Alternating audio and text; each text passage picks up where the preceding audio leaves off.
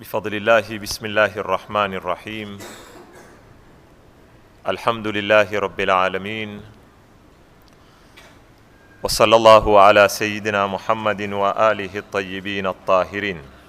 اللهم صل على محمد وآله. اللهم أدخل على أهل القبور السرور. اللهم أغني كل فقير. اللهم أشبع كل جائع. اللهم اكسو كل عريان. اللهم اقضي دين كل مدين. اللهم فرج عن كل مكروب. اللهم رد كل غريب. اللهم فك كل أسير.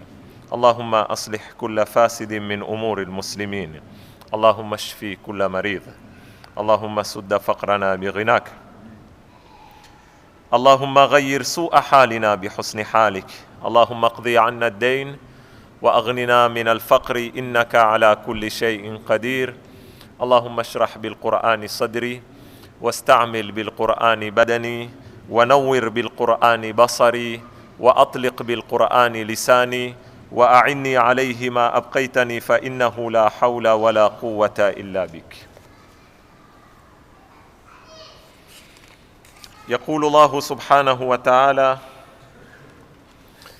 الذي خلق الموت والحياة ليبلوكم أيكم أحسن عملا وهو العزيز الغفور.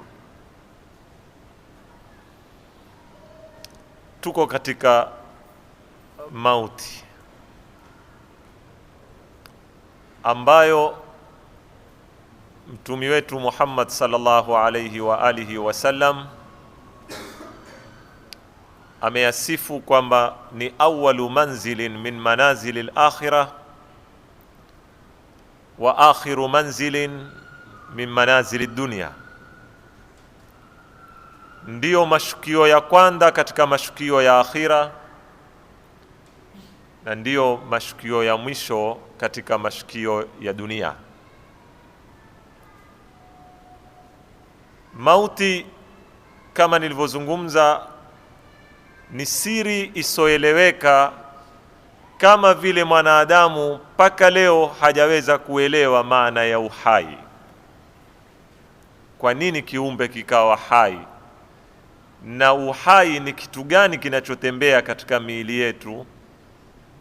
Kwa kadri ya kutouelewa uhai ndivyo hatuwezi kuyaelewa mauti, kwa sababu ni masala yana mafungamano na ruhu, na ruhu Mwenyezi Mungu amejibu, wayasalunaka anir ruh qulir ruhu min amri rabbi, tokamana na amri ya Mola wangu. Toba na amri ya Mola wako katika suratu Yasin imeelezwa, innama amruhu idha arada shay'an an yaqula lahu kun fayakun. Kwa ufupi tutanena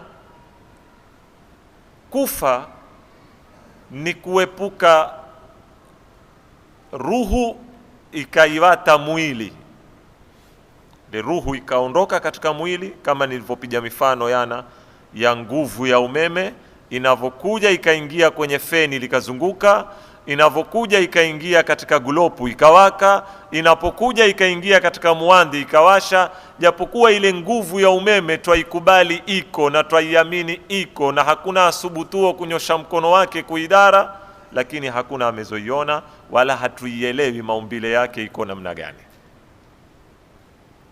Lakini wewe una imani, ukiwasha switch feni itatembea, ukizinya switch feni itasimama, ukiwasha switch taa itawaka, na huu ulimwengu wote uko katika switch ya Mwenyezi Mungu Subhanahu wa Ta'ala. Na saa zote hapa ndipo watu watakawatofautishe baina ya muundaji na muumbaji.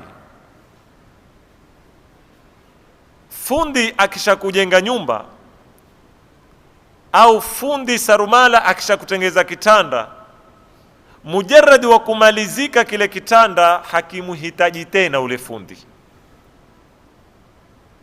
Yani hata akafa, leo majengo haya tuyaonao mengi, mafundi walioyajenga wako wapi? Wako makaburini. Lakini majumba hufanya nini? Huendelea. Huyu ni muundaji. wakati anapounda baada ya kumaliza ya katika mawasiliano yake na alichokitengeza, hakimuhitaji tena, cha muhitaji kuzuka tu, sio kuendelea kubaki. Lakini tukuwa mfano wa hii spika inaofanya kazi mbele yenu leo, tukuwa mfano wa huu muandi unaowaka, tukuwa mfano walillahi almathalul a'la wa feni, sio kuanda kuzunguka tu feni la hitaji umeme, kwa maana likisha kushika kasi waweza kuzinya switch na likaendelea.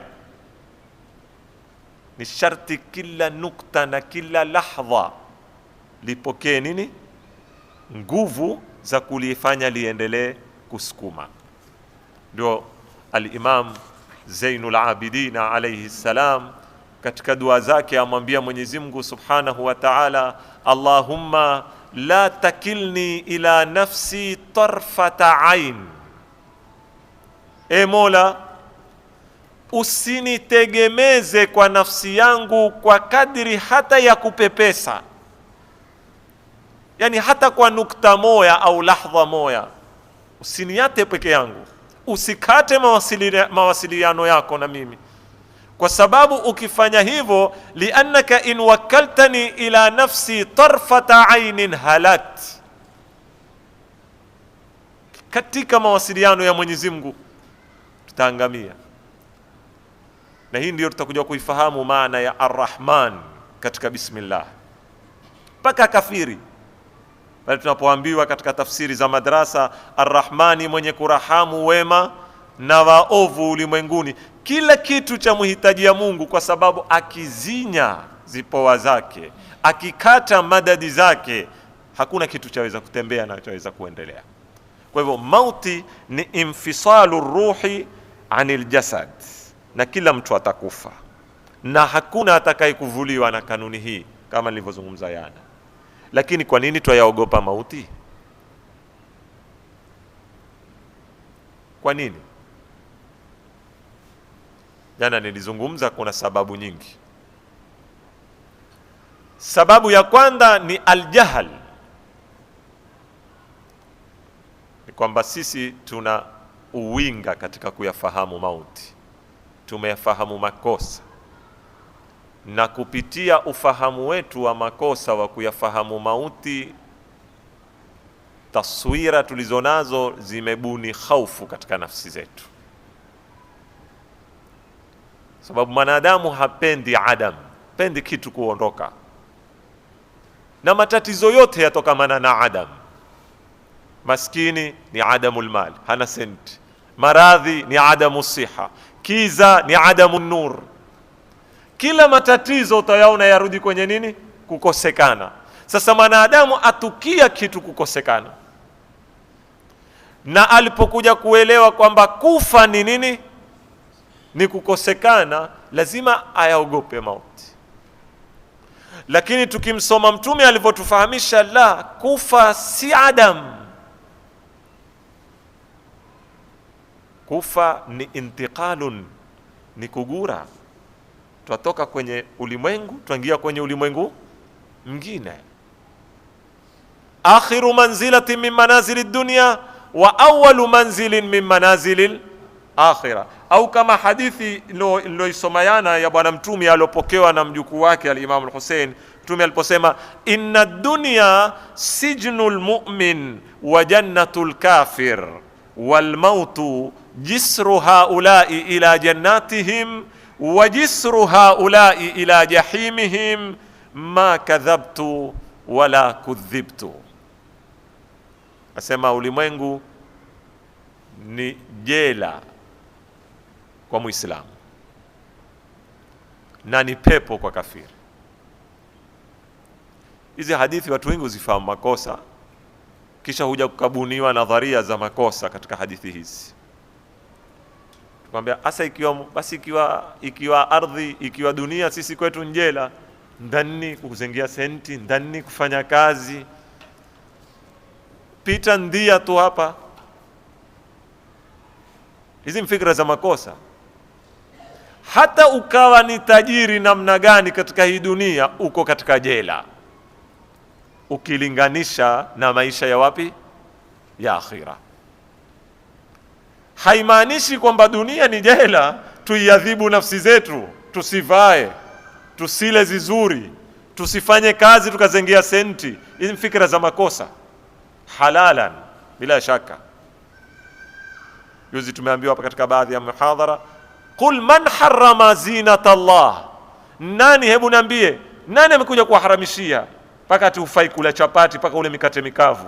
Nani amekuja kuharamisha hizi tayibati? Mwenyezi Mungu amewahalalishia nyinyi. Nani amekuja kukwambia vaa nguo matambara ndio utakuwa wali?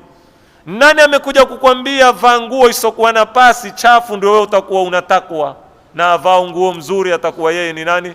Ni mtu mwovu. Nani amekuja kujenga filosofi hizi? Qul man harrama zinata Allah. Nani aloharamisha? Au mafuhumu yenu ya kwamba dunia ni jela ni hii? Hakuna fikra hizi.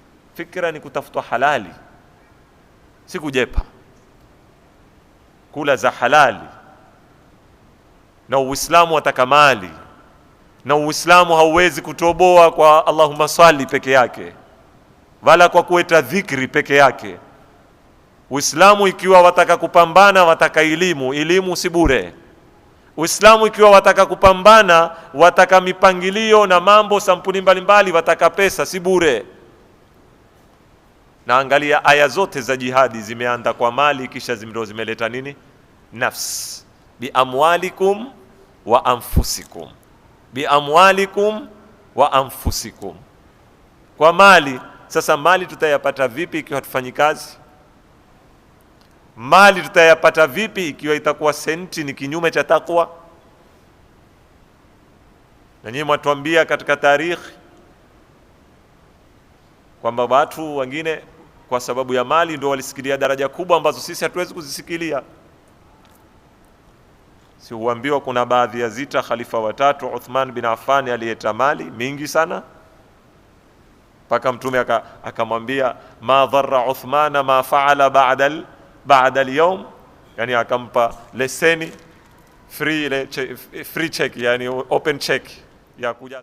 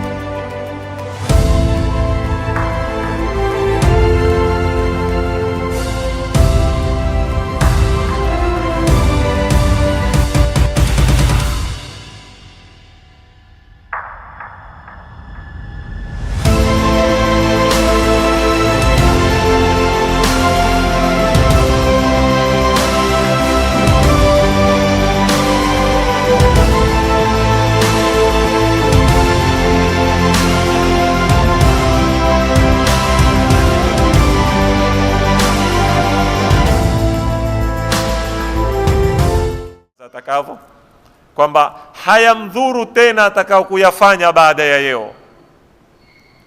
Mbali na misimamo yetu kuhusu hadithi kama hizi, lakini palipomfikisha hapo ni nini? Ni pesa.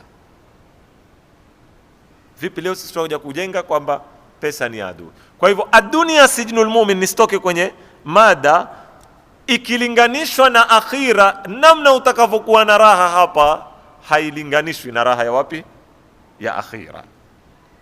Wal mautu jisru haulai ila jannatihim au ila jinanihim, mauti ni briji ya waumini kwenda kwenye pepo zao.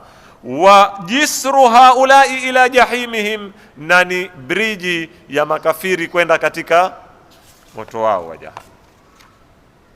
Hiyo ni sababu ya kwanza. Sababu ya pili, sisi tuogopa mauti kwa sababu mwanadamu kimaumbile apenda kuishi.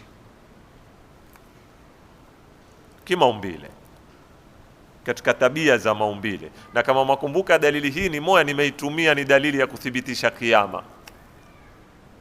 Unaona kwamba maumbile ya mwanadamu apenda alkhulud, kuketi milele. Kuna atakao kukataa ala kutolewe sasa yao kutangazwe atakao kuketi milele, kuna fomu zimekuya. Kisha tumuone mtu anene mimi bwana mimi nimeamua nitaka nini? Nitaka kufa. Sawa mpaka hapa jamani? Tuangalie hala leo nani utakwenda watu kukata kura ama hawendi? Maana hizi si kura hizi, maana kura hizi watu tutakuwa watu waambiwa 20,000 hapo, lakini kiadia wakati wa kura huwa watu wangapi? 2,000 tu, sio? Na pengine mpaka tuwe tutolewe kwa 100 za kukata kura. Lakini ala kulli hal kuna fomu za kuketi milele, kuna fomu za kutokufa. Sidhani kama kutabaki ya mtu, wala hatonena mtu kwamba mimi miaka yangu ibado wala nini kadhaa, kwa sababu kullu insanin mafturun ala hubbil baqa. Kila mwanadamu ana maumbile ya kupenda nini? Kubakia na kudumu. Sasa kufa kukiadia huwa ni kinyume na nini? Na mambo ya kimaumbile anayoyapenda. 3, kuna wengine wayaelewa mauti si kukosekana, si mwisho, ni safari twenda mahala pengine. Kwa hivyo hawayaogopi mauti kwamba ni adam, na pia hawaogopi mauti kwa sababu wapenda kubaki. Wajua kwa kubaki kuko kiyama, ndio kutakuwa na khuludi ya kisawa sawa. Lakini hawa waogopa mauti kwa sababu wanagiza ya kuhusu ulimwengu wendao, hauko wazi kwao, hawana hakika. Ajua kweli tutakufa, tutafufuliwa, na baada ya kufufuliwa imani ila aljanna au ila nar. Na kwa kuwa hakujiandalia katika maisha haya ya dunia kisawasawa, kwa hivyo ana wasiwasi, ana nashaka kwamba nendapo ni kuovu. Na bila shaka wakati aonapo kwamba endapo ni kuovu, hatokuwa shujaa kutukua hatua ya kusonga, ikiwa hatua ni mauti. Na hapa ndipo utamwona Mwenyezi Mungu a challenge katika Qur'ani wale wanaoidai wao mawali wa Mungu, wale wanaowaidai wao nzipendi za Mungu, wakiwa waongozwa na Mayahudi walikuwa na mantiki hii. Wa ila aya si ya Mayahudi, yamhusu kila mtu. Mayahudi walikinena nahnu abnaullahi wa ahibba'u, sisi vijana za Mungu, waliyadhu billah, sisi ndio wana wa Mungu wane na zipendi zake. Kwa hivyo kuna ndia ya kutiwa motoni? Kuna mtu humtia mane motoni? Kuna mtu humtia kipendi chake? Sasa Mwenyezi Mungu akawaambia qul ya ayyuhalladhina hadu katika suratul Jumaa, qul ya ayyuhalladhina hadu in za'amtum annakum awliya'u Allahi min duni an-nas fatamannaw al-maut. Kama muna hakika hiyo, mbona katika watu wachaukufa duniani nyinyi ndio huongoza? Katika watu wachaukufa kwa nasi ya Qur'ani ni Mayahudi. Katika watu wamezopiga makamama uhai wa dunia hakuna kama Mayahudi, na wao hudai nzijana za Mungu na pepo yao. Sasa uketizie duniani ufanya nini dhiki hizi?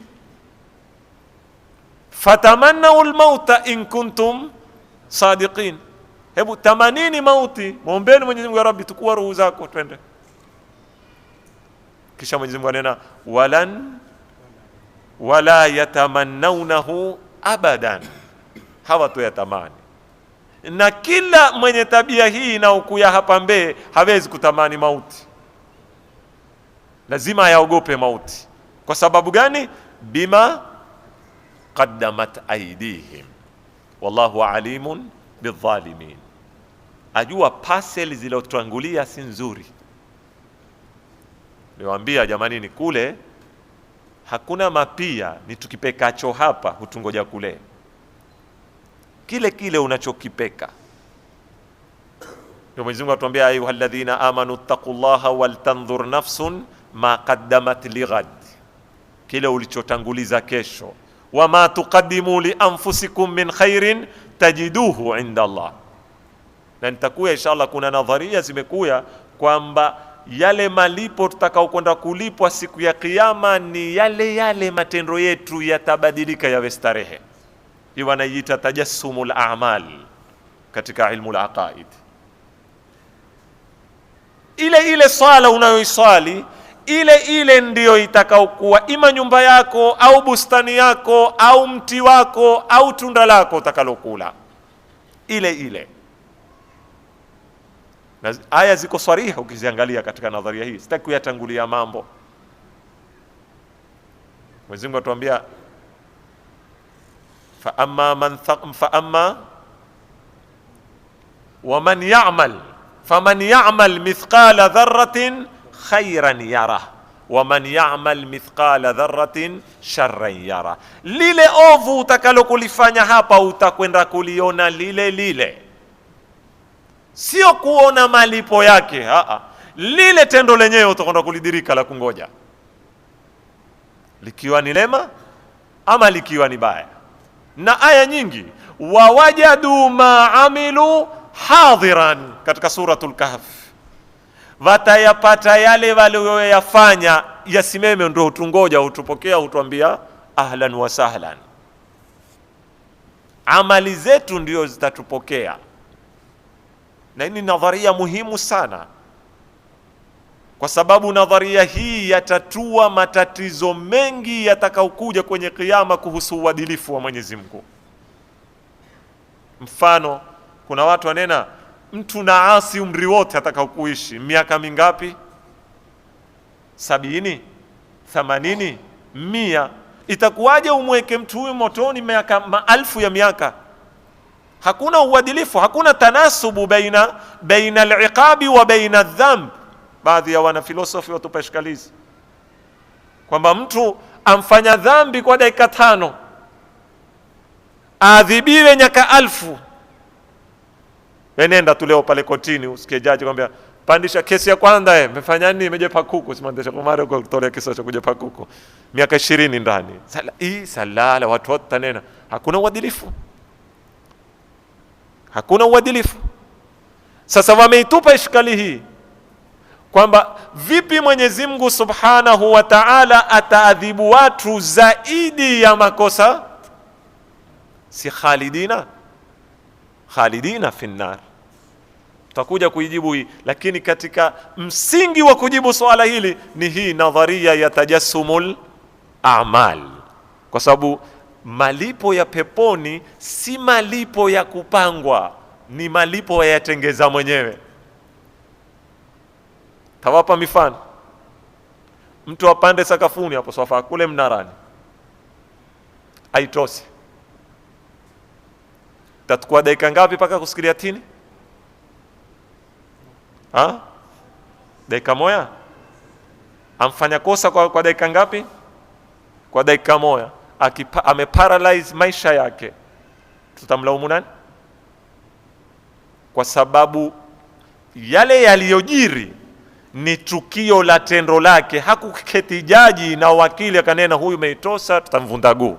Uketi ukapangwa kanuni hizo, aitosa mnarani tavundika guu, au aitosa mnarani atapasuka kitwa. Zile ni athar takwinia wazita. Simama katikati ya barabara wewe, mahala ni barabara kubwa mathalan, kwa pita magari speed, simama. Kosa la dakika moja tu utasababisha nini? Na salala mara moja tumesema pale barabarani, basi mesaga sagwa namna ile yao. Hakuna uadilifu. Hakuna uadilifu, ni kanun takwini hizi. Kwa hivyo jamani, watu fahamu, si kwamba akhira kwamba wewe umeeta hini hatakuwa kama masala ya uitwaje siku hizi ya kukusanya scraper. Sio umeeta scraper basi Mungu akupe. Kile unachokipeka ndio kinachokungoja, ni rafiki yako. Kwambia mimi na wewe wa kullun alzamnahu ta'irahu, kila mtu atabeba nini? mzigo wake. Swala yako itakuambata milele unayoiswali, saumu yako itakuambata milele unayoifunga, ndio itabadilika, itavaa mwili ikustareheshe. Haya mambo mazito najua mimi, lakini tuyapokee kwa kadri ya hali. Ala kulli hali. Kwa hivyo ndugu zangu, wanaoogopa mauti waweza kuwa hawajajiandaa. Sikilizeni mmoja katika wanafunzi wa al-Imamu Sadiq aitwa As-Sakuni. As-Sakuni ampokea al-Imamu Sadiq. Al-Imamu Sadiq ampokea babake Al-Baqir, babake ampokea mpaka yafika kwa Mtume sallallahu alayhi wa sallam, kwamba Mtume amenena. Kuna mtu alimuilia akamwambia, ya Rasulullah, mali la uhibbu al-mauta, mbona mimi sipendi mauti? Kiadia kuzungumzwa mauti mimi huwa mweze kunitia dhiki, sipendi kabisa mambo ya mauti. Faqala lahu, sikize Mtume amjibu vipi. Mtume akamwambia, alaka malun, una senti? Akamwambia, naam ya Rasulullah, nazo. Qala faqaddamtahu, umetoa haki zake, umetoa zaka, umetoa khumsi, umetoa sadaka? Akamwambia, la ya Rasulullah, kazi uzipija tu mimi. Qala famin thamma la tuhibbu almaut, una haki usipende mauti. Sikizani jawabu ya Mtume. Unao mali, na mali ametaka kama mfano, ila tuweza kumuuliza maswala 10 kila mtu, na si lazima matajiri tu. Swala hili sionekane ukaweza kwa matajiri, yani umefanya nini huku duniani? Hasijafanya kitu. Amwambia basi una haki utukie mauti. Utayapendaje mauti na wewe uko uendako ngiza? Hadithi ya kwanza. Hadithi ya pili, Imam Ali atuambia, wala takun mimman yakrahu almauta likuthrati dhunubihi, usiwe ni katika wale wanaoyatukia mauti kwa sababu ya wengi wa madhambi yake, sababu mzigo ni mzito kwenda nao, na yoyote mwenye mzigo mzito hawezi kuitendekeza kwenda safari hii. Mwingine aenda kwa al-Imamu al-Hasan amwambia, ya ibn Rasulillah, kijana cha Mtume, malana nakrahu al-maut, mbona sisi utukia mauti? Wasallallahu waislamu huamini na tuambiwa kuna pepo na kila kitu, kama sisi hapa tutatoa darasa, lakini kiadia kufa kila mmoja hataki kufa. Amwambia, malana nakrahu al-maut, kwa nini sisi tuyatukia mauti? Faqala, Imama akawajibu akamwambia, innakum akhrabtum akhiratakum wa amartum dunyakum fa antum takrahuna an-naqla min al-imran ila al-kharab, nyinyi mumeharibu akhira yenu, mumefanya gofu min al-kharab, lakini dunia tumeiamirisha, alhamdulillah, twajenga dunia vizuri. Sasa ikiwa dunia mmeijenga vizuri, akhira mumeiharibu, nani atakubali kugura kutoka kwenye nyumba nzuri kwenda kwenye gofu? Hakuna atakayekubali, kwa sababu wakati sisi tumeshughulika na dunia peke yake, tumeitengeneza, hatukutengeneza akhira. Bila shaka ikiadiwa kugura, hakuna atakayekuamua kutoka, kuna atakayekugura kutoka kwenye nyumba nzuri kwenda kwenye nini? Kwenye gofu.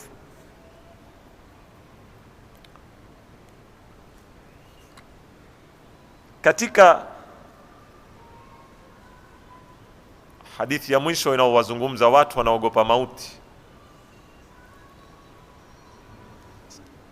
ma balu haulai almuslimin, wanani hawa waislamu, yakrahuna almaut, wayatukia mauti? Aulizwa katika hadithi. Qala, kajibu, innahum jahiluhu, hawayaelewi mauti, fakarihuhu, ndio wakayatukia. Walau arafuhu, lau walikuwa wayaelewa mauti vizuri, wakanu min awliya illahi azza wa jalla, na wakawa ni katika watiifu, ni wa mawali kwa Mwenyezi Mungu, la ahabbuhu, wangaliyapenda mauti badala ya kuyatukia. Wala alimu, na wangejua, anna al-akhirata khairun lahum min ad-dunya, kwamba maisha ya akhira ni bora kuliko dunia. Katika suratul A'la, wal akhiratu khairun laka min al-ula. Lakini ndugu zangu, Haya ni masala kuyanena rahisi, mimi mwenye kunena na nyinyi wenye kusikia. Kunena mauti taka tusiache, haya nenu haya yataka nini? Yataka zitendo. Ikiwa tutatenda matendo mazuri wakati wa kufa, tutakuwa ni katika wenye kuyapenda mauti, na ikiwa tutakuwa huyapeka msobe, bila shaka yakisimama mauti tutababaika na tutakucha. Nukta nyingine katika mlango wa mauti, Mwenyezi Mungu Subhanahu wa Ta'ala ameyafanya mauti watu wasiyuwenline. Hakuna yuao siku yake ya kufa. Ingawa kuna baadhi ya riwayat zina matata, hizi riwaya, na zataka kupigwa msasa kiasi fulani, zadai kwamba kipindi fulani ilikuwa Israeli akiyapa ruwanja. Kipindi fulani Israeli alikuwa akia wazi na akikupa habari mapema kwamba bwana, mimi mmekuya kutukua ruhu yako. Siko katika baadhi ya riwayati, mpaka mwisho ikaja kile kiswa maarufu cha yeye na Nabii Allah Musa. Semekana siku alipokwenda kwa Nabii Allah Musa, Nabii Allah Musa akawa hako tayari kufa. Tuonekane na hizi riwaya zitaka kupigwa msasa, na kiasi fulani kukatokea matatizo, kukapekeana mikono, na sijui Nabii Allah Musa wasema alikuwa hata Israeli alikija kwa sura za wanadamu hivi wazi, akikwambia mimi nimekuya na ni Israeli na nimekuya kufanya nini? Kutukua ruhu. Kukapekeana mikono. Baadhi ya riwaya zasema Nabii Allah Musa akampiga ngumi au alimpiga kofi la ito, akaweza kumwathiri ito moja. Ala kulli hal, akarudi kwa Mwenyezi Mungu Israeli. Mwenyezi Mungu akamwambia, wewe kwani humuyui kwamba ule ni kipendi changu? Kwa nini ulikwenda ukishindana na yeye?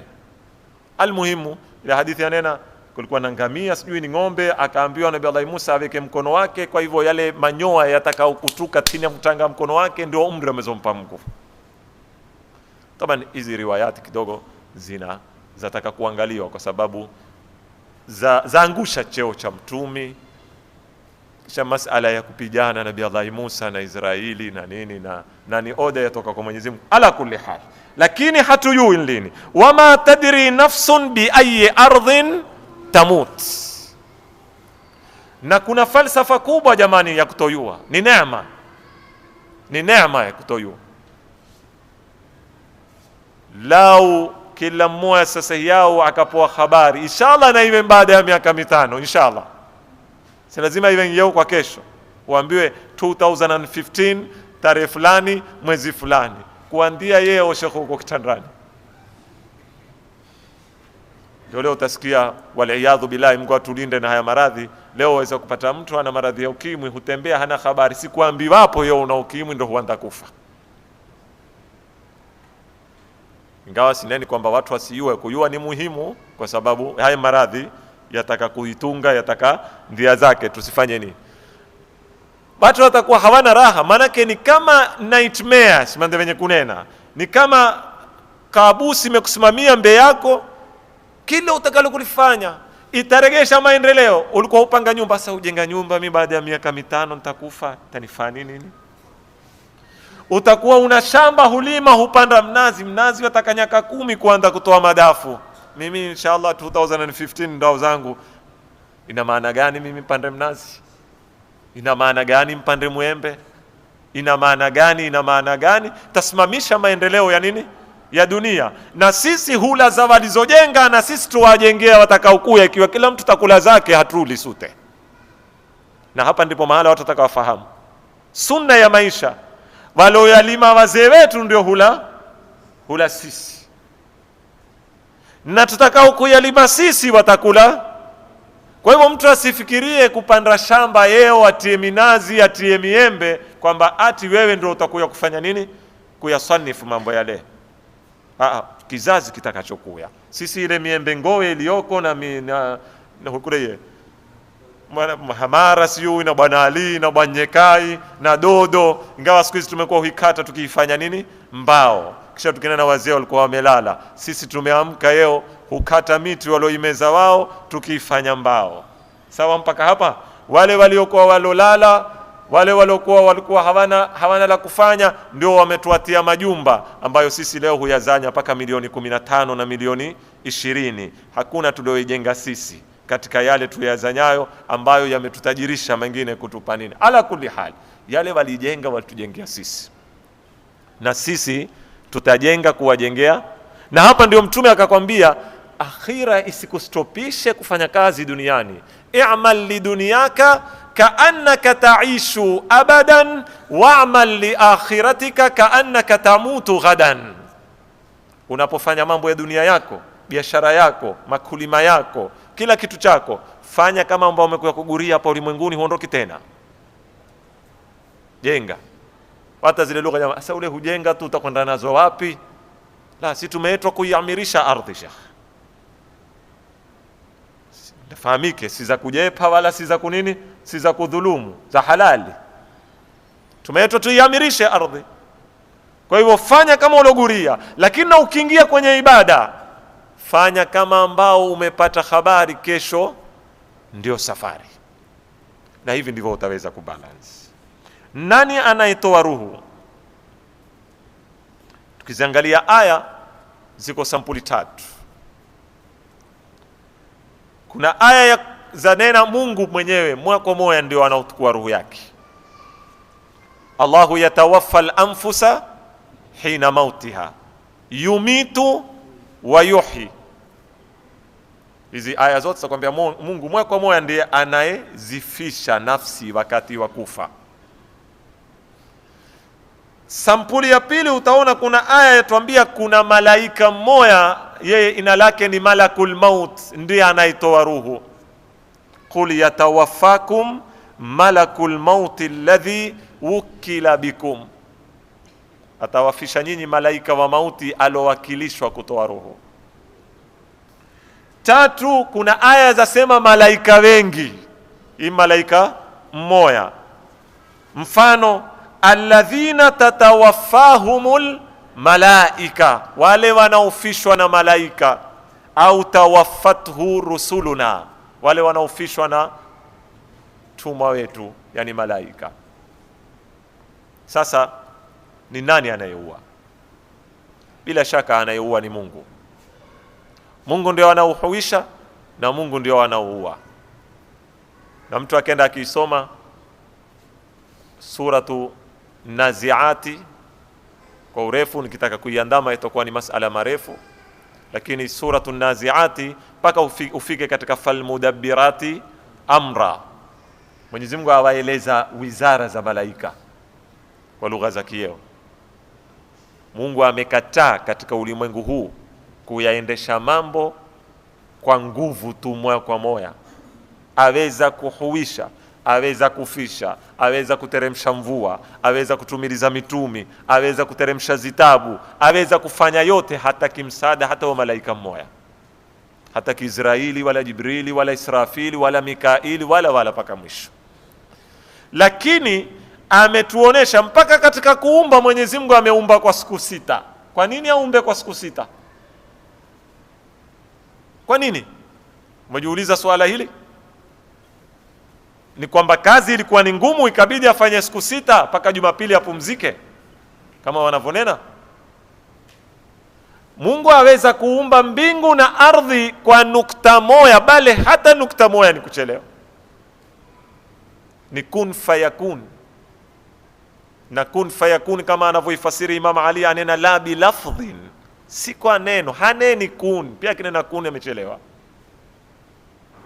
Pia akinena kun amehitajia neno afanye kazi yake, na yeye hahitaji kitu, bali mujarradi wa kutaka tu Mungu kitu huwa ile irada yake tu. Akitaka hakuna fasil baina ya kutaka na anachokitaka, kinajiri pale pale. Kwa nini aumbe kwa siku 6? Yote ni kutuambia sisi, kuna mambo tufundishwa sisi, hakuna liwalo kwa siku moja. Hakuna liwalo kwa siku moja. Hatutopanga maendeleo kwa siku moja. Hatutopanga mabadiliko kwa dakika moja. kwa kizazi kimoya. Mabadiliko saa nyingine yataka generation kadhaa, iye generation iondoke ili generation nyingine, paka ndio yale mabadiliko yavame. Mungu ameumba kwa siku 6. Mungu kwa nini alipoumba mwanadamu aliwaita malaika akawashauri? Amepungukiwa na nini mpaka atake ushauri wa malaika? Na akawapa nafasi malaika ya kumjadili na kumchallenge. Akamwambia, wewe wataka kuumba mtu ambaye tora kufusadi, wachana naye huyu, tuate sisi. Na Mungu hakuwarukia wala hakukuwa na mayoyo wala na nini, akajibizana nao. Dalili kwa nini? Kwa dalili. Simandia al-Allama, Mungu amrahamu, amekufa yuzi, Ayatullah Said Muhammad Hussein Fadlullah anena, Mwenyezi Mungu akianda kumuumba mwanadamu ameanda na hiwar, ameanda na mjadala, ikimaanisha kwamba kiumbe huu atasuhubiana na mjadala na kukhtalifiana na suluhisho, ni wakae chini wazungumze, wewe utoe dalili na mimi nitoe nini? Nitoe dalili, na hiwar ndo itakuwa ya hukumu maisha ya mwanadamu kama huyu. Hizi katika kutufundisha sisi. Ndivyo ameweka nidhamu. Israeli kazi yake ni ya kuua, Jibrili kazi yake ni ya kutuma ujumbe, zitabu, sheria, Israfil, na kila malaika mmoja ana malaika kwa maelfu tini yake wanaomsikiza yeye. Ndio hawa utaona aya nyingine yatuambia ni malakul maut, si maana ni Israeli moja kwa moja yeye huya. Pia Israeli ana malaika tini yake ambao ni wameumbwa kumsikiza yeye na kumtii yeye kwa amri ya Mwenyezi Mungu, kama sisi tunavyoamrishwa kumtii mtumi kwa amri ya nani? Ya Mwenyezi Mungu. Yeye awatuma na ndio wanaofanya kazi kama hii. Kwa hivyo ndio unazikusanya hizi aya. Mungu ndio wanaoua kupitia malaika wa mauti, kupitia walioko chini ya malaika wa mauti. Ikiwa utanena Mungu yatawaffal anfusa, ni malakul maut au tatawaffahumul malaika.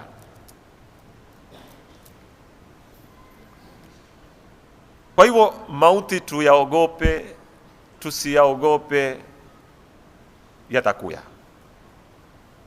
Hakuna tofauti baina achao na asokucha, na atakao kuyasikia na asotaka kuyasikia. Ni kanun, kullu nafsin, na Israeli ndio atakuya kurtoa. Muhimu hapa la kuhusiana na dini ni kuzungumza sakaratul maut. Wakati sasa ruhu yaepukana na mwili. Kama nyuma mimi nimepiga mfano ni kuzinya switch, ni kufanya nini, utaziona ni kazi rahisi. Si kitu rahisi, kwa sababu ruhu ya uvaa huu mwili,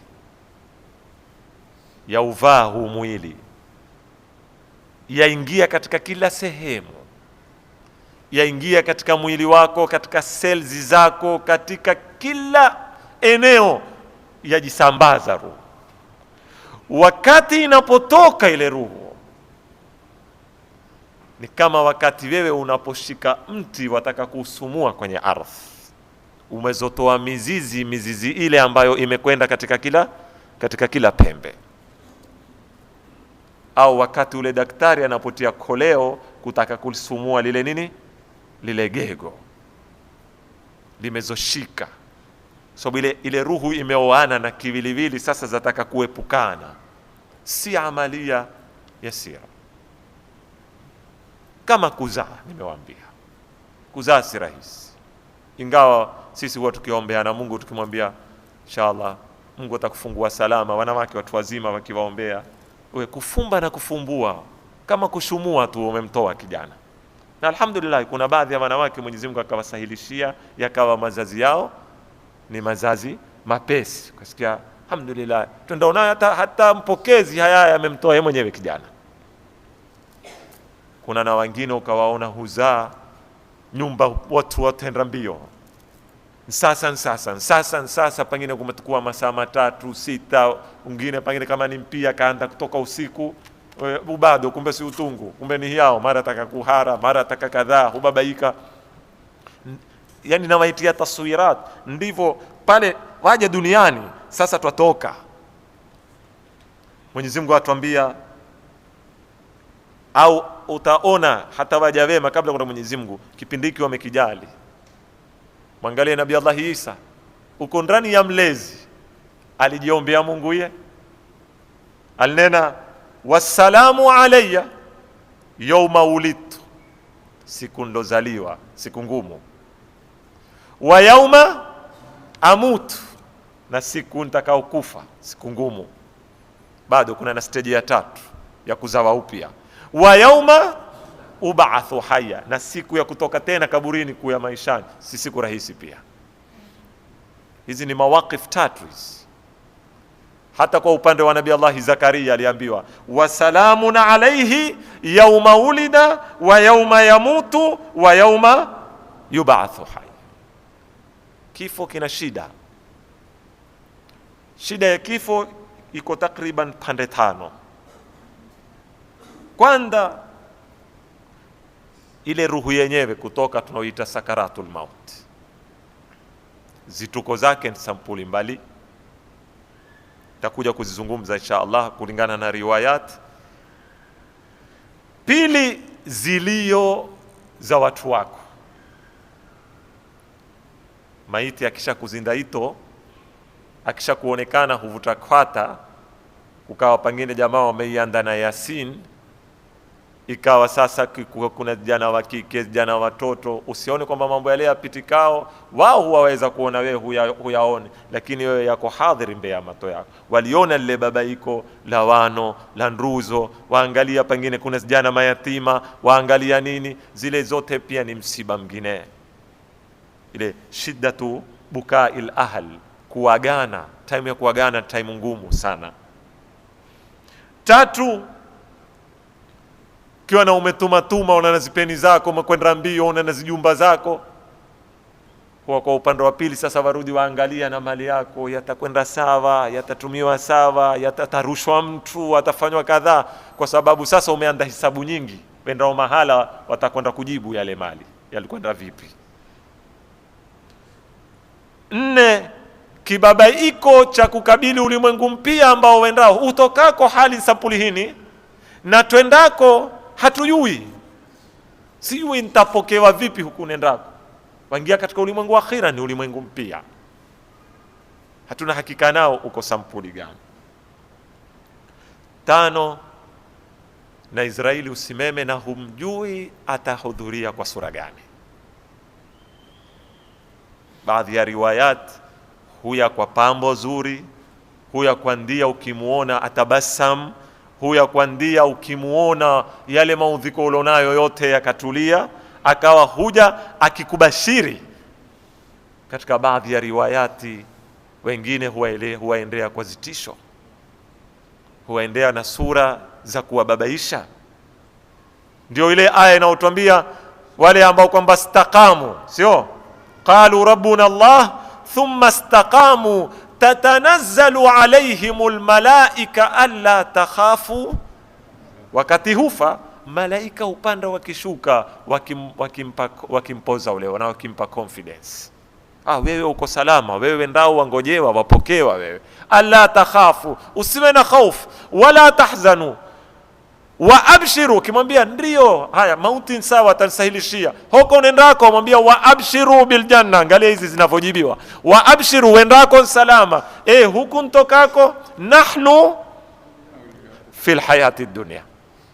La, hayo usitie dhiki, sisi tumetumwa na Mungu, tutatawalia mambo yako ulimwenguni, tutawaangalia jana zako watapangiwa vipi mambo yako, tutasahilishia atokee mwenye kuwasimamia. Kwa hivyo huku utokako usiwe na hamu nako, na huko wendako usiwe na hamu napo, na hapa ulipo mambo rahisi.